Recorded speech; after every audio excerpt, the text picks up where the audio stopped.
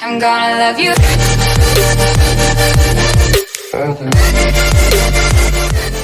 What's going on, guys? CryptoVit here, and just wanted to make a video with you guys. I've been having some requests from people asking quite a bit of questions in regards to making doing some research.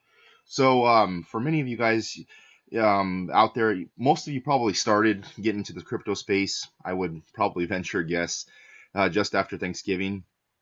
Talked to a lot of people recently within the last several weeks, and they've been telling me, yeah, we had a little chat at Thanksgiving dinner or at Christmas dinner, and kind of I think that's the reason for the big growth in our market. A lot of people started to spread the news with family members and with friends and stuff at get-togethers, gatherings, stuff like that. So that being said, I want to go through some details of how to do research. So what does research consist of? I used to be a day trader for many years, and I did a lot of stocks mostly. So stocks, penny stocks, the common stocks, was in some bigger companies as well. I even held positions in Microsoft and Apple and whatnot.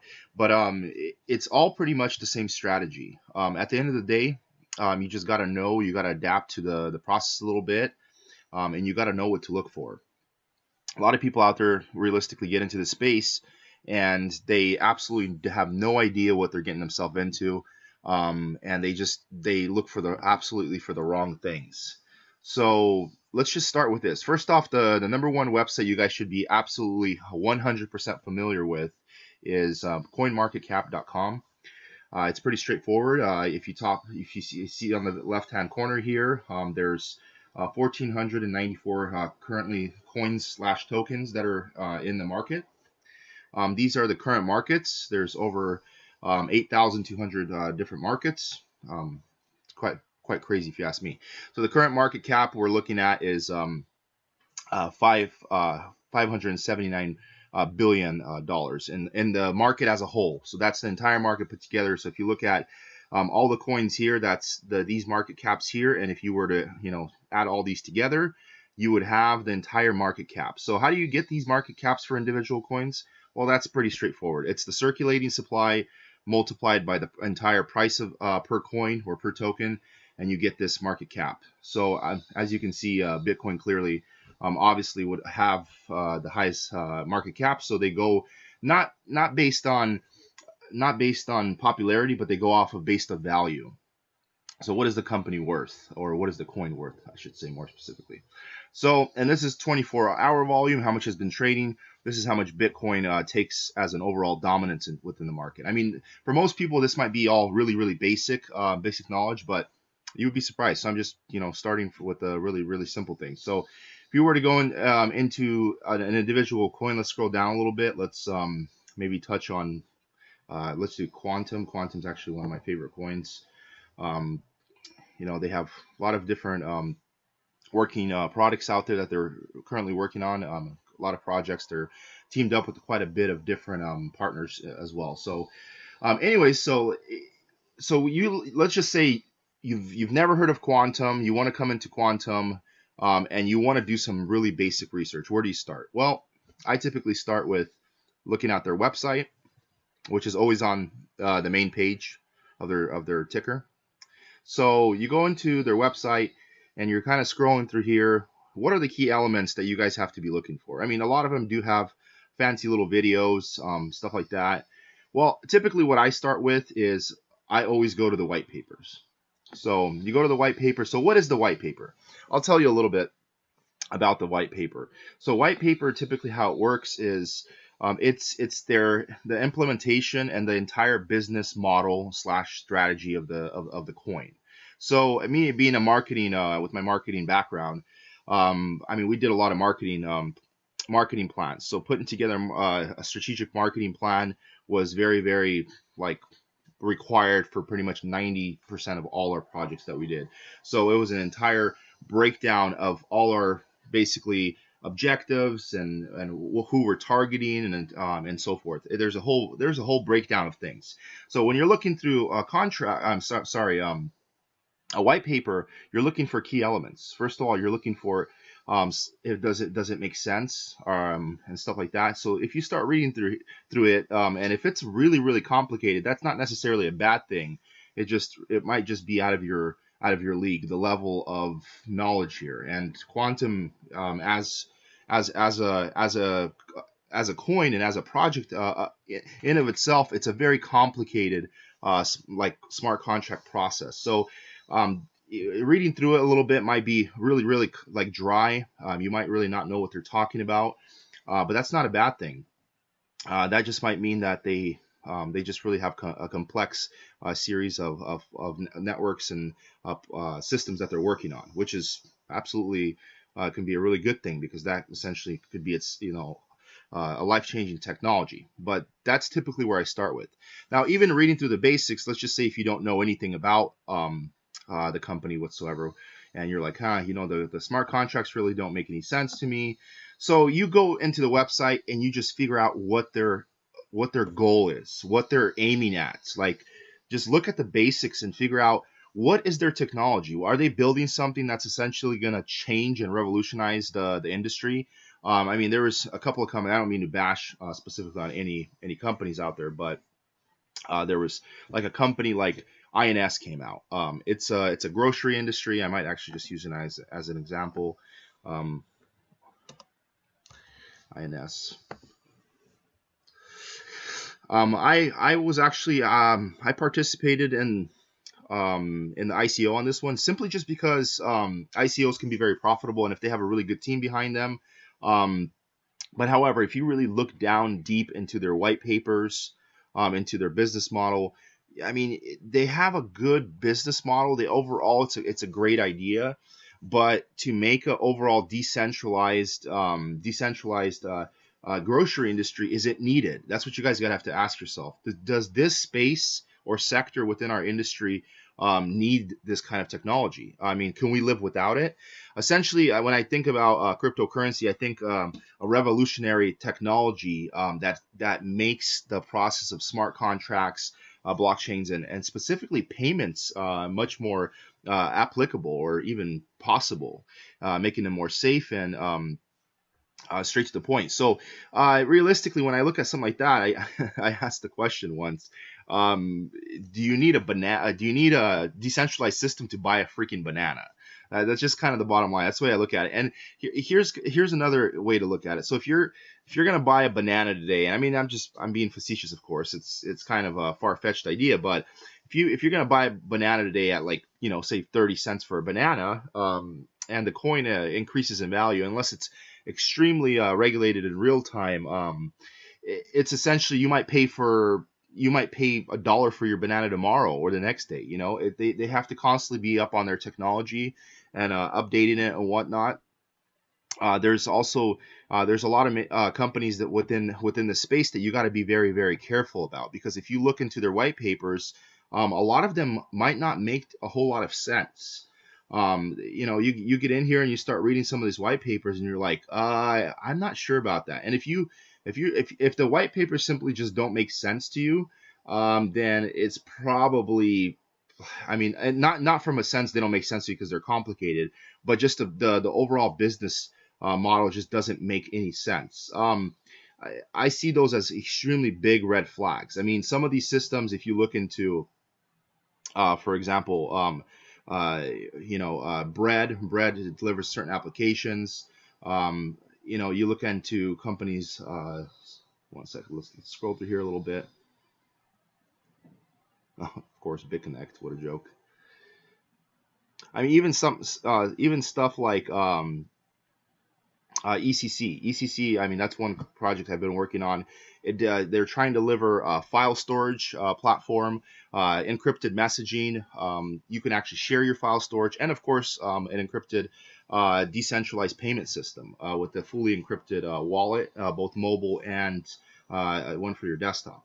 So, I mean, a lot of these companies, they have really practical applications, even like Gifto, right? So Gifto has it's essentially a working system where you might be able to purchase and send gifts within a mobile system or a decentralized internet platform system. So I think it's a really interesting idea, but you know, it's a really interesting idea in general when it comes to having a blockchain network, but you have to be very, very, very rational, because at the end of the day, um, the bottom line is a lot of these coins are getting into the space because, the thing is this number was under 1,000. I mean, just a couple months ago. I mean, we've probably added over 500 different coin slash tokens within the last 2 or 3 months.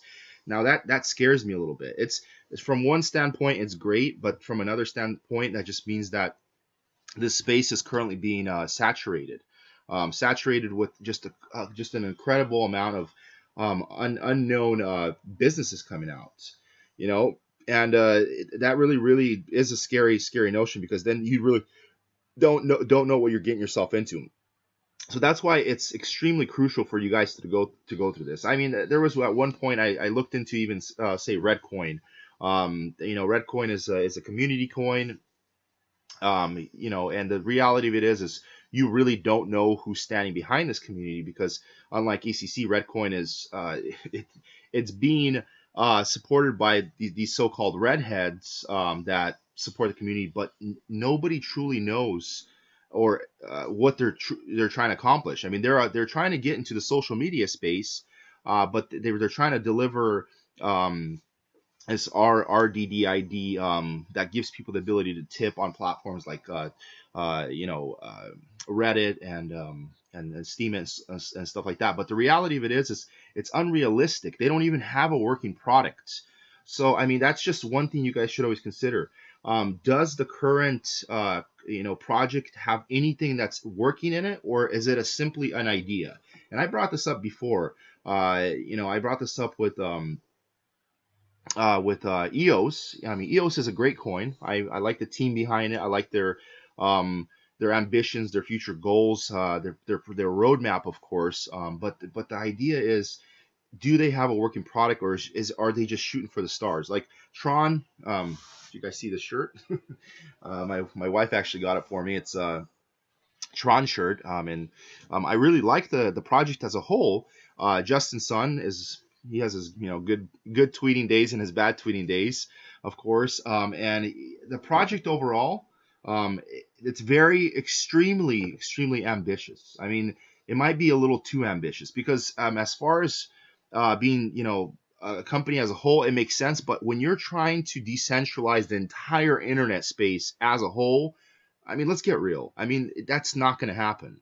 You can't try to tackle literally like everything all simultaneously at the same time.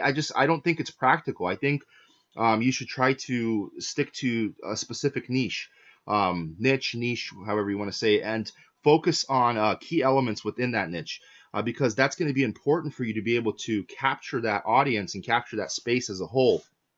When you start to go really broad, you tend to take away from the quality and the true essence of what you're trying to accomplish.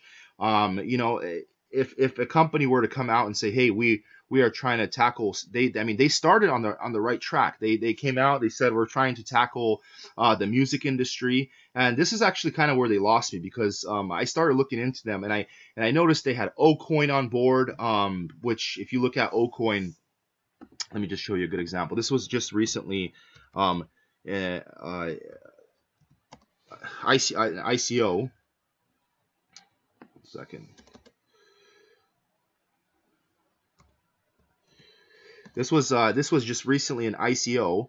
The ICO closed, and they had a launch. Now, if you look at this coin specifically and you go down to their actual team, you're going to see that the advisory team, the main chief advisor here is Justin Sung. I mean, that's all cool and all, but they don't even show any of the actual tech team here. I find that really, really almost suspicious. It's like you have a massive advisory board behind them, but where's the actual team behind it, the tech team?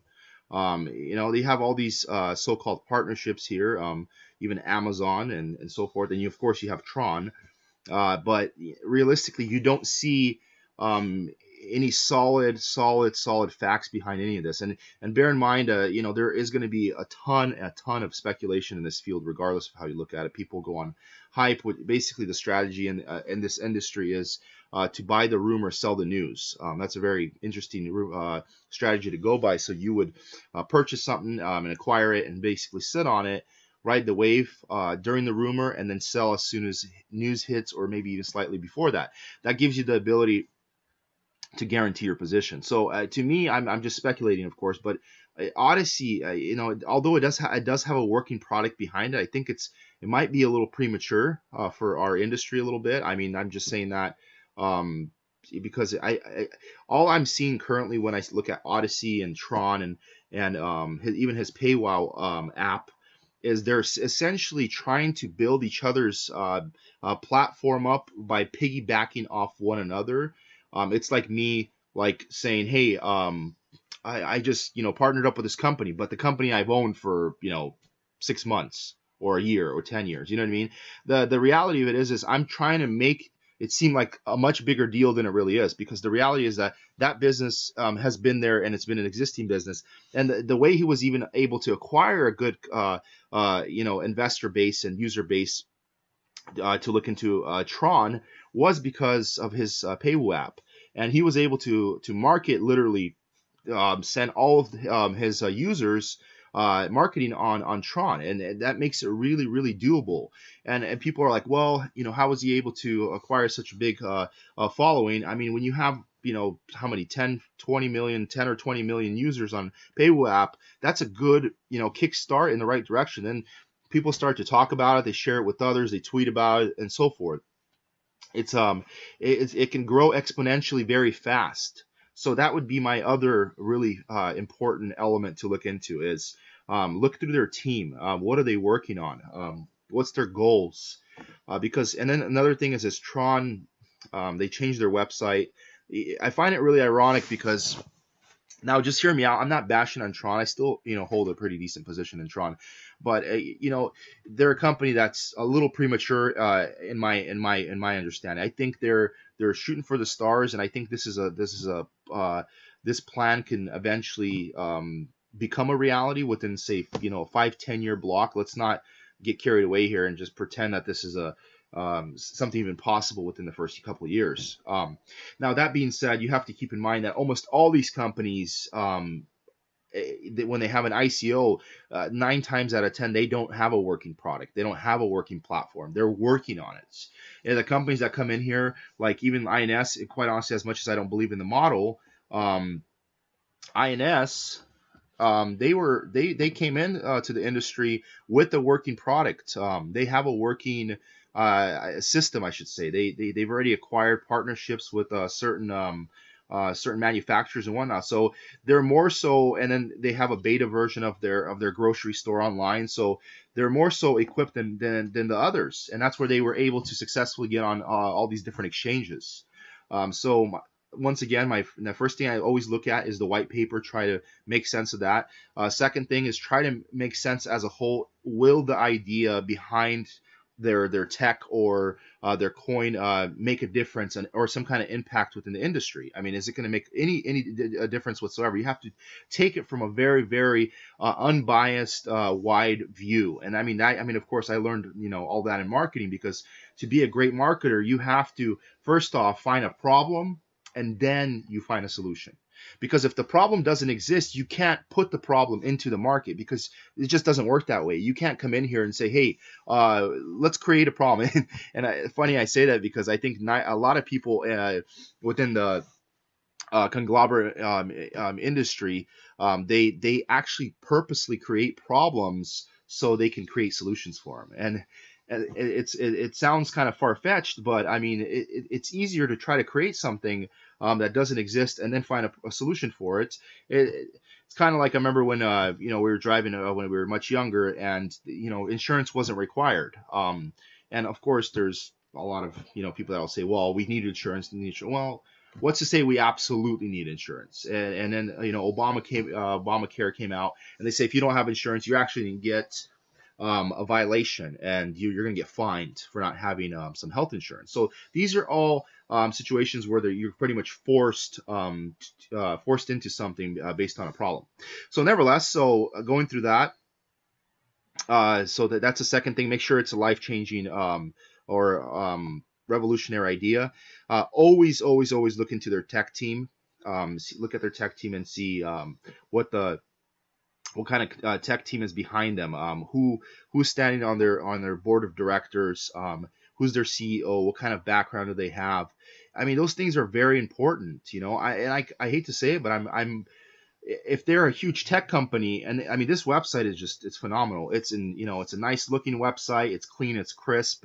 A lot of coding went into here, detail.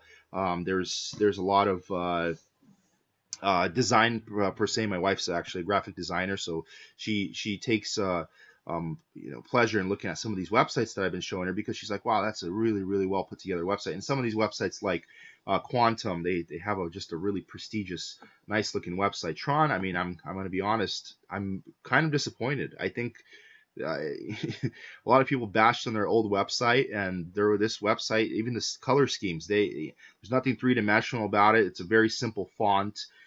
For a multi-billion dollar tech industry, it kind of undercuts what the requirements are in my opinion. So I mean, and that's just small things, of course, but they all make a difference. So let's go in here and let's look at another couple companies. Coins. So let's look at